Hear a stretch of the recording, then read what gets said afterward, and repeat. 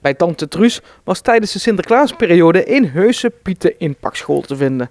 En eigenlijk zou de inpakschool niet meer opengaan, maar door bijzondere omstandigheden opende Monique Jeuken zaterdag toch nog 1 keer de deuren. Zondagmiddag had ik hoog bezoek in de winkel, want Sinterklaas kwam in de winkel om de prijs uit te reiken voor de leukste etalage.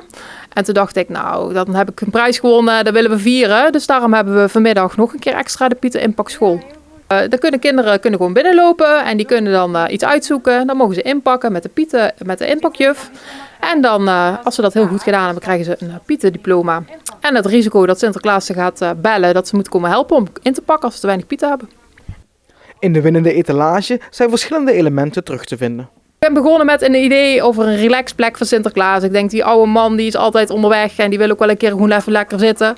Dus dat heb ik gemaakt en toen was ik daarmee bezig. En toen dacht ik, nou, de cadeautjes moeten ingepakt worden. Laten we daar ook nog iets leuks mee doen. Dus toen kwam de Pieten-inpakschool. En dan hebben we ook nog de Pieten-rijmschool. Want er moeten natuurlijk ook rijmpjes komen bij de cadeautjes. Dus bij mij komt altijd van het een komt het ander. Ja, natuurlijk hebben we een plekje voor Oostersnel. Speciaal onder de luifel, zodat hij droog kan staan met zijn koudwatervrees. Al blijkt hij geen koudwatervrees meer te hebben. En volgend jaar probeert Monique natuurlijk de beker weer te bemachtigen. In ieder geval volgend jaar weer een nieuwe inpakschool hebben. Dat ligt eraan wat we met de etalage gaan doen. Maar wat we sowieso elk jaar hebben is de workshop surprise knutselen. Want ik kreeg het te horen van heel veel ouders die dan surprises moesten maken met hun kinderen. Ze zeiden, al die zooi in mijn huis en er kwam geen zin in en al die spullen en ik ben helemaal niet zo handig.